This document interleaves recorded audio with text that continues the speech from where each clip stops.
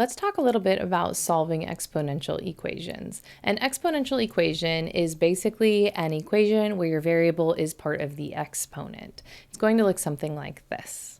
When you're solving exponential equations, we have a few different approaches that we can use, but in this video, we're going to use what we call like bases. And that's a process that requires us to have the same base on both the left and right-hand side of the equation. So for example, let's say I have something like 5 to the power of x equals 5 to the power of 2. Well, if you have 5 to the power of 2, and that's the same as 5 to the power of x, the only number that can go in the x spot is a 2. If it's anything else, the left and the right-hand side are not going to be equal to each other.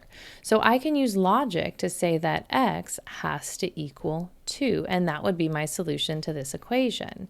We're not dividing by 5, we're just using logic to say the only thing that makes sense is for there to be a 2 in that x spot, otherwise the left and the right-hand side won't match. So we're going to use that approach to solve the equation that we have here. On the left-hand side, I have 4 to the power of x. Now, I don't want to mess with that if I don't have to. So my goal right now is to see if I can rewrite 256 as 4 to some power. So I'm looking for an exponent to put on 4. That gives me 256. If you're not sure, then we can go ahead and start with our 256 and factor by 4s. 4 times 64 gives us 256. I'm going to break down by 4s. I get 4 times 16. My 16 becomes 4 times 4. And sure enough, all of these factors are 4s. So 256 is 4 times 4 times 4 times 4, or 4 to the power of 4. So instead of 256, I'm going to write 4 to the power of 4. And now since the bases are the same, the only thing that makes sense is for the exponents to be equal. So x would have to equal 4.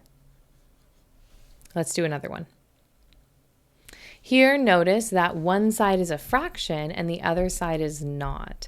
So my first thought is that I want to turn that 1/3 into an integer if possible. I can do that by writing it as 3 to the power of -1. Remember that negative exponents just mean reciprocal. So 3 to the -1 actually is 1/3. So here's my 1/3, and I'm going to raise that to the power of x minus 1. I'll simplify my exponents a little bit further before I worry about the 27 on the right. So I take my two exponents and I multiply them, remembering to distribute my -1. So I end up with 3 to the -1x plus 1.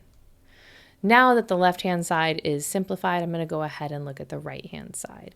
The right-hand side is 27, but my goal is to write the right-hand side as 3 to some power.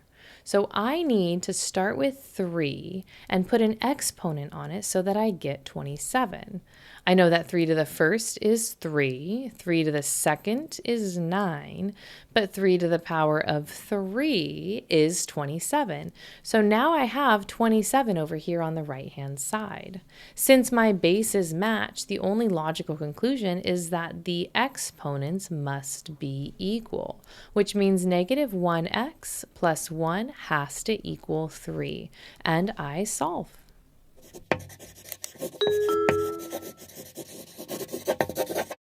X equals -2, and that is it. Thanks for watching, and I'll see you next time. Bye.